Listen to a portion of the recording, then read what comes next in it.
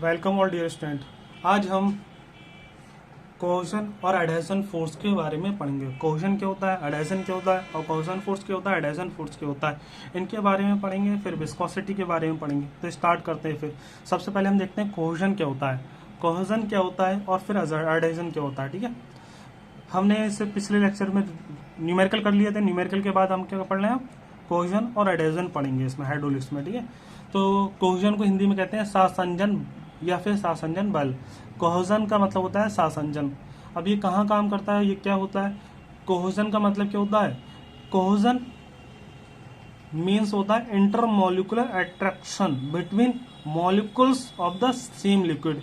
मतलब किसी भी द्रव के सेम मॉलिक्यूल्स के बीच में जो आकर्षण फोर्स होता है, अट्रैक्शन फोर्स होता है, उसे हम कहते हैं सासंजन।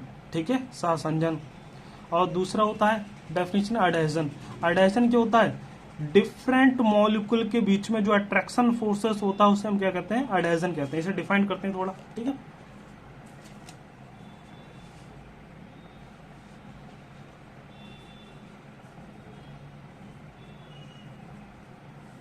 सबसे पहले देखते हैं कोहेजन क्या होता है, फिर देखेंगे एडहेजन क्या होता है। ठीक है, या फिर दोनों साथ में देखते हैं।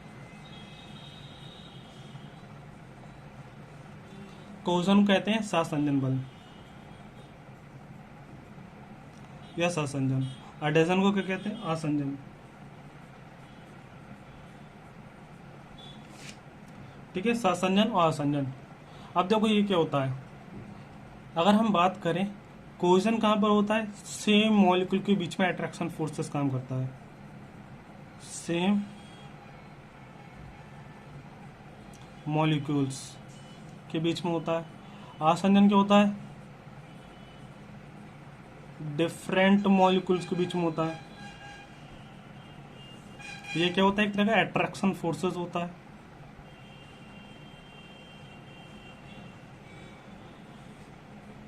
अट्रैक्शन फोर्सेस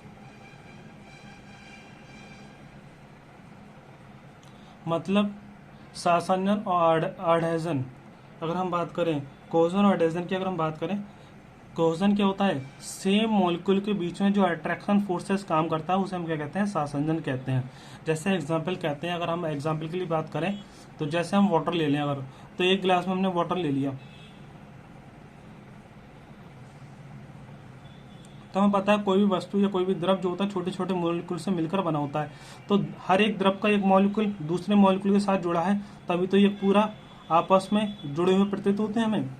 मतलब अगर मान लो कोई ठोस वस्तु ले लेते हैं, तो ठोस वस्तु लेने पर हम क्या देखेंगे, ठोस वस्तु को अगर तोड़ना चाहें तो टूटने के बाद छोटे छोटे मॉलिक्यूल में टूट जाती है वो, और तोड़ना चाहें और छोटे छोटे मॉलिक्यूल में टूट जाती है। तो इसका मतलब क्या है, वो आपस में छोटे छोटे मॉलिक्यूल से मिलकर बनी है, और वो मॉलिक्यूल क्या है, आपस में जुड़े हुए हैं। और जुड़े किसके कारण से, वो कोहेजन फोर्स के कारण से। मतलब सेम मॉलिक्यूल्स के बीच में जो अट्रैक्शन फोर्सेस होता है वो क्या कहलाता है, कोहेजन कहलाता है। जैसे वाटर के एक मॉलिक्यूल के साथ दूसरा वाटर का मॉलिक्यूल जुड़ा है तो वो क्या कहलाएगा, कोहेजन फोर्स के कारण जुड़ा है। जैसे हमें पता है हर एक वस्तु क्या होती है, छोटे छोटे मॉलिक्यूल से मिलकर बनी है। तो वो जब सेम मॉलिक्यूल साथ कनेक्टेड है तभी तो एक बड़ा मॉलिक्यूल बनता है। तो उसी को हम क्या कहेंगे, वो क्यों जुड़ा हुआ है आपस में, कोहेजन फोर्स के कारण। अब एडहेजन की बात करें तो एडहेजन में क्या होता है, डिफरेंट मॉलिक्यूल के बीच में जो अट्रैक्शन फोर्सेस होगा हम उसे कहेंगे एडहेजन। किसी किसी जगह पर कोहेजन फोर्स ज्यादा होता है, किसी किसी जगह पर एडहेजन फोर्स ज्यादा होता है। वो हम देखेंगे आगे। एडहेजन की अगर हम बात करें, जैसे हमने क्या करा, एक बाल्टी ली, बाल्टी में हमने क्या करा, पानी भर दिया। पानी भरने के बाद हमने क्या करा, इस पानी को हमने क्या करा, नीचे की तरफ लुढ़का दिया इसे। फिर भी हम क्या देखते हैं, वाटर बाल्टी को जब हम खाली करेंगे, मतलब वाटर का जो भी फ्लास्क होगा या बीकर होगा या बाल्टी होगी, जब उसे खाली करेंगे तो वाटर बाल्टी में भी क्या होंगे, थोड़े थोड़े अमाउंट ऑफ मॉलिक्यूल बचे रह जाते हैं। क्यों, क्योंकि जो बाल्टी के मॉलिक्यूल हैं या फिर कहते हैं उस आयरन के मॉलिक्यूल हैं, वो वाटर के मॉलिक्यूल के साथ क्या कर रहे हैं, एक अट्रैक्शन फोर्स लगा रहे हैं। अब ये क्या है, लोहा है और ये क्या है, वाटर है। तो ये डिफरेंट मॉलिक्यूल है, तो डिफरेंट मॉलिक्यूल के बीच में जो अट्रैक्शन फोर्सेस है वो क्या कहलाएगा, एडहेजन। तो एडहेजन के कारण क्या हुआ, जो वाटर था वो हमारी बाल्टी पे चिपटा रह गया, मतलब लगा रह गया। तो बाल्टी के अंदर जो वाटर है वो क्या होगा, बचा नहीं जाता है, क्यों? एडाइजन फोर्स के कारण। जब एडाइजन फोर्स क्या होगा, अधिक होगा, तब क्या होगा, वो चिपका रहेगा। अगर एडाइजन फोर्स कम होता तो जो वाटर के मॉलिक्यूल जो वाटर को ले गए थे नीचे, वो इस वाटर को भी नीचे ले जाते हैं। तो जो लेयर के कांटेक्ट में वाटर था वो थोड़ा थोड़ा बच गया। क्यों? क्योंकि लेयर के कांटेक्ट के कारण क्या होता, वहां पर डिफरेंट मॉलिक्यूल के बीच में एक अट्रैक्शन फोर्स काम कर रहा था, जिसे हम एडाइजन कहते हैं। ठीक है, तो ये हो गया कोहेजन और एडाइजन। इसके बाद हम बात करते हैं आज विस्कोसिटी के बात करेंगे। विस्कोसिटी सबसे इंपॉर्टेंट टॉपिक है इसका, जिसे हम कहते हैं हिंदी में श्यानता। श्यानता,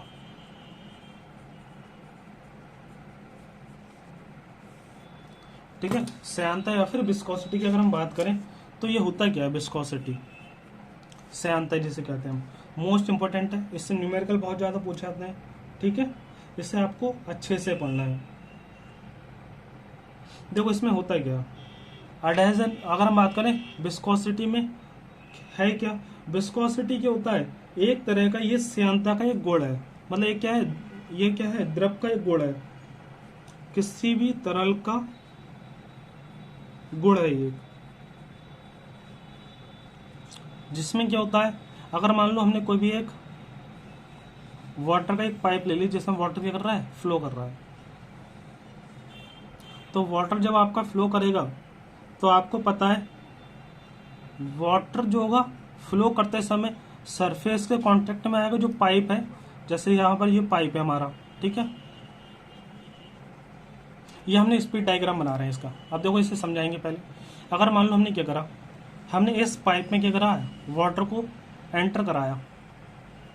तो जब हमने वाटर को एंटर कराया तो हर जगह उसकी स्पीड क्या होगी उस समय, सेम होगी। जब वाटर एंटर हो रहा है, मान लो सबमर्सिबल से वाटर आ रहा है, तो वाटर जो आएगा एंटर करेगा पाइप के अंदर, उसकी हर जगह स्पीड क्या थी उस समय, समान थी।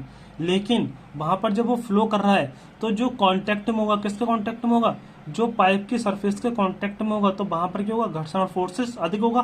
क्योंकि हमें पता है हर एक वस्तु क्या होती है, छोटी छोटी लेयर से मिलकर बनी होती है, और हर एक लेयर क्या कर देती है, अपने ऊपर वाली लेयर का गति का विरोध करती है। समझ रहे हैं आप? जैसे अगर मान लो कोई भी एक द्रव है, तो द्रव क्या है, छोटी छोटी लेयर से मिलकर बना है, तो हर एक नीचे वाली लेयर क्या करेगी, ऊपर वाली लेयर की गति का विरोध करेगी, उसे गति नहीं करने देती है। कैसे, उसे हम समझते हैं। जैसे हमने वाटर को एंटर कराया पाइप में, तो वाटर जब एंटर होगा पाइप में तो वाटर फ्लो होना स्टार्ट हुआ। लेकिन जो सरफेस के कांटेक्ट में होगा, पाइप के कांटेक्ट में होगा, वो पाइप क्या होगा, हल्का खुरदरा होता है पाइप। तो पाइप क्या करेगा, वाटर में थोड़ा घर्षण फोर्सेस लगाएगा, जिस कारण क्या होगा, वाटर की स्पीड जो किनारी पे है वाटर, उसकी स्पीड कम हो जाएगी। तो देखो यहाँ पे स्पीड क्या है वाटर की, यहाँ पे अप्रोक्सीमेट जीरो के बराबर है। यहाँ पे स्पीड क्या है, जीरो। ये हमने वेलोसिटी डायग्राम बनाया एक, वेलोसिटी डायग्राम। यहाँ पे स्पीड क्या थी वाटर की, जीरो, क्योंकि या फिर बहुत कम थी। जो वाटर यहाँ पे सरफेस के कांटेक्ट में होगा, वो वाटर क्या होगा, इसके कारण सरफेस खुरद रहा है, तो उससे क्या करेगा, ये वाटर को ब्राम में ले आएगा, वो घर्षण करेगा उस पर, तो वाटर क्या आ जाएगा, किनारी वाला वाटर ब्राम में आ जाएगा। इसी तरह से जो वाटर उसके कांटेक्ट में होगा, उसके कांटेक्ट में जो ऊपर वाटर होगा, वो उसे भी ब्राम में कर देगा, क्योंकि वो गति नहीं कर रहा है तो ऊपर वाले को भी गति नहीं करने देगा। तो इसी तरह से, लेकिन ये क्या होगा, इस पे अट्रैक्शन, इस पे क्या होगा, घर्षण बल कम कर रहा होगा, कम काम कर रहा होगा, क्योंकि ये थोड़े लेयर से दूर है। तो कम घर्षण बल काम कर रहा है, तो थोड़ी इसकी स्पीड क्या होगी, ज्यादा होगी इसके कंपेरिजन में। इसकी स्पीड कम है यहाँ पर तो जीरो है, यहाँ पे कम है, यहाँ पर अधिक हो गई। फिर इसी तरह से आगे बढ़ेगा, ऊपर वाली लेयर पे भी ये वाली लेयर क्या करेगी, इसे भी रोकना चाहेगी, क्योंकि ये इस वाली लेयर को ये लेयर रोक रही है। तो हर एक लेयर अपने ऊपर वाली लेयर का क्या करेगी, गति का विरोध करेगी, क्योंकि नीचे वाली लेयर क्या कर रही है, उसके नीचे वाली लेयर के कारण क्या हो रही है, घर्षण फोर्सेस कारण उसकी स्पीड क्या हो रही है, कम हो गई है। तो सबसे ज्यादा जो स्पीड होती है वो मिड में होती है। इसी तरह से ऊपर जाने पर भी क्योंकि स्पीड हल्की हल्की कम होती है, क्यों, ऊपर क्या है, सतह है, वो सतह क्या करेगी, इसका विरोध करेगी, वो ये वाली लेयर इस वाली लेयर का विरोध करेगी, इस वाली लेयर इस वाली लेयर का विरोध करेगी। तो सबसे ज्यादा जो स्पीड होती है वो कहाँ होगी, मिड में होगी। ठीक है, तो इसका एक हम शॉर्ट में डायग्राम बना लेते हैं, जिससे हम एक डेरिवेशन करेंगे।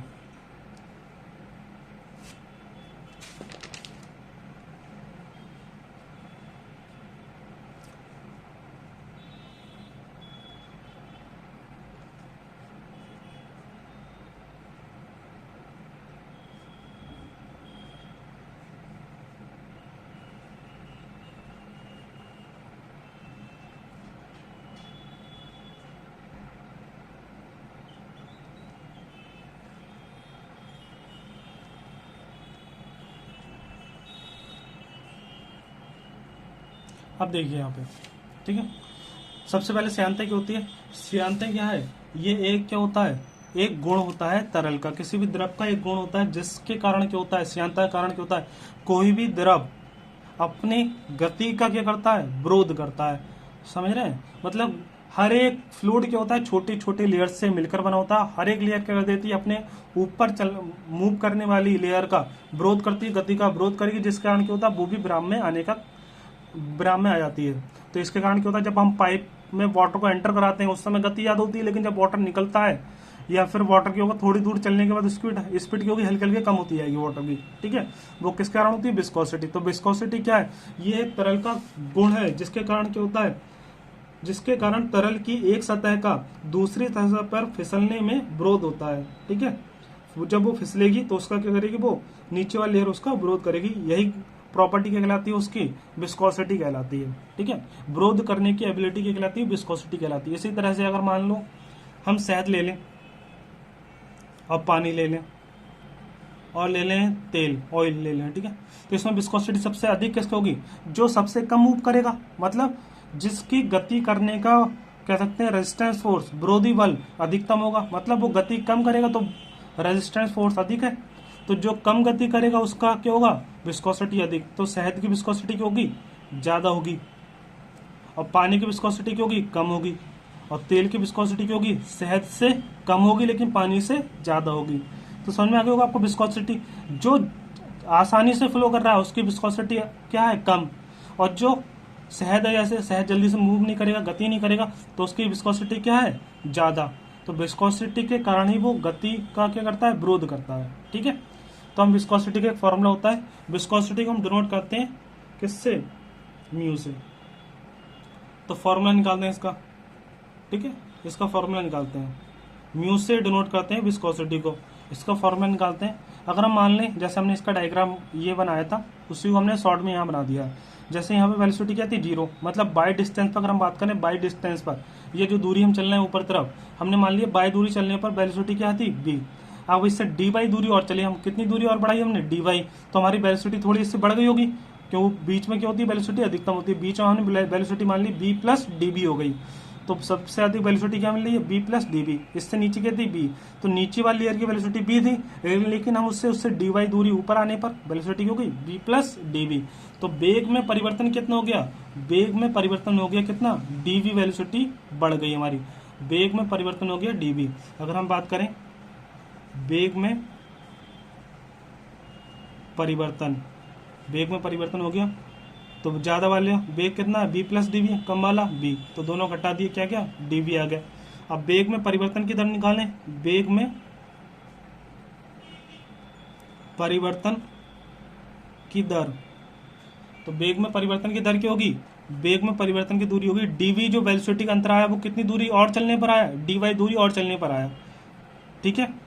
मतलब अगर हम बात करें dy दूरी और चले हम तो वेलोसिटी में कितना चेंज आ गया? dv। तो वेग में परिवर्तन की दर हो गई dv अपॉन dy। dy दूरी और चलने पर dv परिवर्तन आ गया। तो ये dv अपॉन dy जो होता है यही क्या होता है? हमारा वेलोसिटी ग्रेडियंट होता है। तो जो dv अपॉन dy होता है वेग परिवर्तन की दर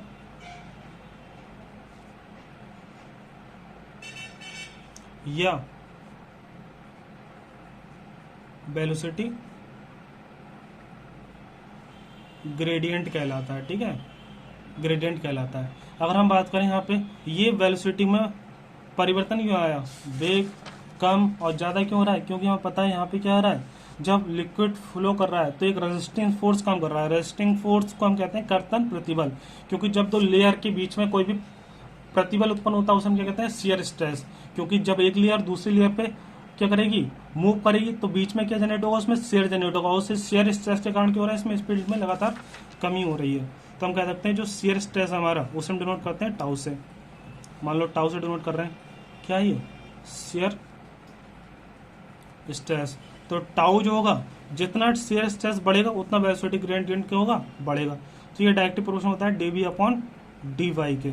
तो हमारा जो वेलोसिटी का डायग्राम है ये वाला, ये हमें ये बताता है जितना शेयर स्ट्रेस में परिवर्तन होगा उतना ही वेलोसिटी ग्रेडियंट में क्या होगा? परिवर्तन।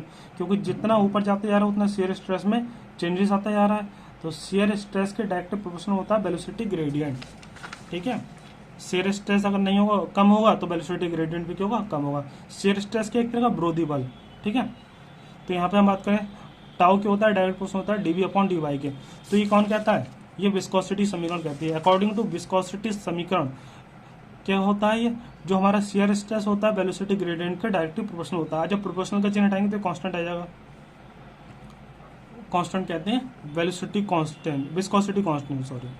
ठीक है, ये म्यू क्या है हमारा, ये है विस्कोसिटी कांस्टेंट, जिसे म्यू से डिनोट करते हैं। तो ये जब हम बराबर में ले जाएंगे, इक्वल में ले जाएंगे, तो कांस्टेंट आ गया म्यू। तो ये म्यू क्या है हमारा, विस्कोसिटी है। ठीक है, विस्कोसिटी क्या है, म्यू। तो यहाँ से अगर हम मात्रक निकालें, म्यू क्या है यहाँ पे, विस्कोसिटी। तो म्यू का मान निकाल लेते हैं यहाँ पर, म्यू का मान निकालें मात्रक, तो म्यू इक्वल टू क्या होगा, टाउ अपॉन डी बी नीचे आ जाएगा और डी वाई क्या होगा, ऊपर आ जाएगा। ठीक है, तो यहाँ पे अब इसका मात्रक निकालें, न्यूटन क्या है, न्यूटन शियर स्ट्रेस है, ये वो शियर स्ट्रेस, टाउ क्या है, शियर स्ट्रेस। शियर स्ट्रेस का मात्रक क्या होता है, न्यूटन प्रति मीटर स्क्वायर हो जाएगा। और यहाँ पे वेलोसिटी का मात्रक क्या होगा, मीटर प्रति सेकंड, मीटर प्रति सेकंड ऊपर आ जाएगा। और डी वाई क्या, डिस्टेंस, इसका मात्रक हुआ मीटर। तो मीटर से मीटर कैंसिल, आपका मात्रक आ गया न्यूटन सेकेंड पर मीटर स्क्वायर। ठीक है, ये जो मात्रक आया वो किस यूनिट में आया है, ये मात्रक जो आया है आपका MKS यूनिट में आ गया, MKS मात्रक है ये। इसी तरह से अगर हम बात करें, ये MKS मात्रक आ गया न्यूटन सेकंड पर मीटर का, किसका, विस्कोसिटी का। अगर इसी तरह से CGS मात्रक की बात करें, CGS मात्रक, सो CGS मात्रक जो होता है हमारा, वो क्या होता है वो बता देते हैं। CGS मात्रक आपको याद रखना है, 1 पॉइज। CGS में हम क्या करते हैं, विस्कोसिटी का मात्रक होता है पॉइज। ठीक है, पॉइज। तो 1 पॉइज का मात्रक मान जो होता है, ये याद रखना है। अगर आपको कभी भी पॉइज में दिया तो आपको MKS में कन्वर्ट करना है, उसके बाद सॉल्व करना है न्यूमेरिकल। तो 1 पॉइज का आपको याद रखना है, 1 पॉइज जो होता है वो कितने के बराबर होता है, ये आपको याद रखना पड़ेगा, क्योंकि पेपर में कई बार ये आपको पॉइज में दिया होगा। तो आपको याद रखना है 1 poise equal to 1/10, 1/10 newton second पर मीटर स्क्वायर। मतलब अगर कहीं पर भी पॉइज में दिया है तो उसे हम 10 से भाग कर देंगे तो वो किस में आ जाएगा, MKS में आ जाएगा। ठीक है, तो उसे 10 से भाग करने में किस में आ जाएगा, MKS में आ जाता है। इसी तरह से हम देखें काइनेमेटिक विस्कोसिटी की होती है, ये होगी हमारी डायनेमिक विस्कोसिटी कहते हैं। जो विस्कोसिटी थी ये कौन सी विस्कोसिटी थी, डायनेमिक विस्कोसिटी। अब डायनेमिक विस्कोसिटी के बाद आते हैं काइनेमेटिक विस्कोसिटी। ठीक है, विस्कोसिटी कहते हैं इसे, या फिर डायनामिक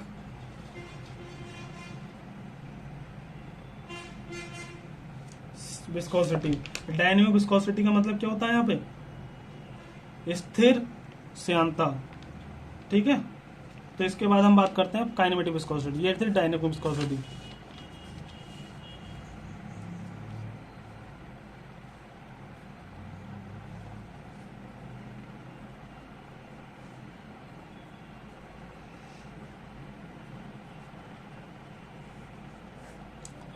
काइनेमेटिक विस्कोसिटी को हम हिंदी में कहते हैं गतिज श्यानता। वो क्या थी हमारी, विस्कोसिटी थी स्थिर श्यानता, स्टैटिक विस्कोसिटी। इसका मतलब क्या था, वो स्टैटिक विस्कोसिटी थी जब भी कोई भी फ्लूइड की गति का विरोध करने को हम क्या कहते थे वहां पे, स्टैटिक विस्कोसिटी। ये काइनेमेटिक विस्कोसिटी क्या है, ये अगर हम बात करें किसी भी वस्तु का, ये एक तरह का काइनेमेटिक विस्कोसिटी को सबसे पहले हम देख लेते हैं किससे डिनोट करते हैं। इसे हम डिनोट करते हैं न्यू से। ठीक है, न्यू से डिनोट करेंगे, न्यू। तो काइनेमेटिक विस्कोसिटी जो होता है गतिज श्यानता, ये रेशियो होता है किस किस का, जो अभी हमने निकाला डायनेमिक विस्कोसिटी। ठीक है, मतलब तरल, किसी भी तरल की जो श्यानता होगी, उस तरल की श्यानता को हम क्या करें, उसी की डेंसिटी से अगर भाग दे दें, मतलब तरल का घनत्व, मतलब उसी वस्तु की श्यानता को उसी वस्तु के घनत्व से भाग देने पर जो प्राप्त होगा उसे हम क्या कहते हैं, गतिज श्यानता। तो जो काइनेमेटिक विस्कोसिटी होता है, it is the ratio of dynamic viscosity या फिर viscosity to density of fluid. समझ रहे हैं आप। तो यहाँ पे हम कह सकते हैं ये क्या है, न्यू जो हमारा वो क्या है, म्यू अपॉन रो होता है। तो हमारा जो काइनेमेटिक विस्कोसिटी होता है क्या होता है, डायनेमिक विस्कोसिटी अपॉन रो। आपको ये बस इतना याद रखना है। काइनेमेटिक विस्कोसिटी क्या होता है, किसी भी वस्तु की जो विस्कोसिटी है उसे हम उसके डेंसिटी से भाग देने पर जो आपको प्राप्त होगा वो क्या होगा, काइनेमेटिक विस्कोसिटी। तो आपका kinematic viscosity is the ratio of dynamic viscosity of fluid to the density of fluid. इसका मात्रक निकाल लेते हैं। इसका मात्रक क्या था एम के एस में, विस्कोसिटी का न्यूटन सेकंड पर मीटर स्क्वायर था विस्कोसिटी का। और रो का क्या होगा, रो का होगा मास प्रति वॉल्यूम, एम अपॉन बी होता है रो का, मतलब किलोग्राम प्रति मीटर क्यों होता है। डेंसिटी का मात्रक क्या होगा, रो का मात्रक होता है एम अपॉन बी, मतलब किलोग्राम प्रति मीटर क्यूब। तो हमने पुट कर दिया, किलोग्राम नीचे मीटर के ऊपर आ गया। अब हम इसे सॉल्व कर देते हैं। डेंसिटी का मात्रक हो गया न्यूटन सेकंड पर मीटर स्क्वायर। इसे पूरे को सॉल्व करेंगे तो क्या आ जाएगा, देखो यहाँ पे सॉल्व करने पे क्या आ रहा है, सॉल्व करने पे हमारे क्या आ जाएगा, चलो यहाँ पे देखो ये न्यूटन में, यहाँ पे किलोग्राम में, एक ही में सबको चेंज कर देते हैं क्योंकि ठीक है, दोबारा सॉल्व करते हैं। अगर हम बात करें विस्कोसिटी है यहाँ पे, और यहाँ पे क्या है, रो है, तो विस्कोसिटी को हम लिखना चाहें तो क्या लिख सकते हैं, इसे किलोग्राम में भी लिख सकते हैं और न्यूटन में लिख सकते हैं, दोनों में लिख सकते हैं। हम सॉल्व करते हैं। देखो अगर हम बात करें यहाँ पे विस्कोसिटी को हमने क्या मात्रक क्या होता है, न्यूटन सेकंड पर मीटर स्क्वायर। ठीक है, न्यूटन सेकंड पर मीटर स्क्वायर होता है विस्कोसिटी का, और रो का क्या होता है, किलोग्राम प्रति मीटर की होता है, किलोग्राम प्रति मीटर के ऊपर आ जाएगा। अब देखो यहाँ पे एन किसका मतलब है, एन का मतलब न्यूटन, न्यूटन किसका मतलब होता है, फोर्स। और फोर्स को हम लिख सकते हैं क्या, फोर्स को लिख सकते हैं एम इंटू ए, मतलब किलोग्राम इंटू ए क्या है, ए लिख दो या जी लिख दो, एक्सलेशन है, मीटर पर सेकंड उसका लिख सकते हैं, मतलब न्यूटन फोर्स को डिनोट करता है और फोर्स इक्वल टू होता है एम जी। इसको लिख सकते हैं किलोग्राम एम को और जी को मीटर पर सेकंड इसका। तो न्यूटन स्थान पर हम लिखेंगे किलोग्राम इंटू मीटर पर सेकंड उसका न्यूटन स्थान पे, इंटू क्या बचा सेकंड अपॉन मीटर स्क्वायर, और ये क्या है metre cube upon kilogram, kilogram से किलोग्राम चला जाएगा, मीटर स्क्वायर। ठीक है, मीटर स्क्वायर कैंसिल आउट कर दिया हमने, कितना बचा, मीटर की पावर 1 बचेगा। ठीक है, तो यहाँ पे देखो सेकंड से 1 सेकंड चला जाएगा, देखो मीटर और मीटर की power 1, metre square upon second. तो आपका यहाँ पे क्या गया, काइनेमेटिक विस्कोसिटी का जो मात्रक आ गया वो आ गया मीटर स्क्वायर पर सेकंड। आपको याद रखना है मीटर स्क्वायर पर सेकंड क्यों होगा, काइनेमेटिक विस्कोसिटी का मात्रक होगा। ठीक है, तो मीटर स्क्वायर पर सेकंड क्यों हो गया, काइनेमेटिक विस्कोसिटी का मात्रक हो गया। इसी तरह से ये किसका में हो गया, ये हो गया एम के एस में। अगर आपको निकालना है किसमें, सी जी एस में, सी जी एस में निकालना है सेंटीमीटर ग्राम सेकंड में। अगर हम बात करें सी जी एस पद्धति में निकालना है तो आपको याद रखना है, तो सी जी एस में जो आपका मात्रक होता है किसका, काइनेमेटिक विस्कोसिटी का, काइनेमेटिक विस्कोसिटी का जो सी जी एस में मात्रक होता है वो होता है आपका स्ट्रोक। क्या होता है, स्ट्रोक होता है, स्ट्रोक कहते हैं सी जी एस में। और 1 स्ट्रोक का मान कितने मीटर स्क्वायर पर सेकंड के बराबर होता है, ये आपको याद रखना है। तो 1 स्ट्रोक इक्वल टू होता है 10⁻⁻⁴ मीटर स्क्वायर पर सेकंड, मीटर स्क्वायर पर सेकंड। ठीक है, तो डायनेमिक विस्कोसिटी का हमारा क्या था, सीजीएस में पॉइस था, और काइनेमेटिक विस्कोसिटी का सीजीएस में क्या होता है, स्ट्रोक होता है। 1 stroke equal to 10⁻⁴ metre square पर सेकंड, मतलब स्ट्रोक में दिया तो उसे 10⁻⁴ से गुणा करेंगे, मीटर स्क्वायर पर सेकंड में आ जाएगा। ठीक है, आज के लिए बस इतना ही, बाकी हम कल पढ़ेंगे।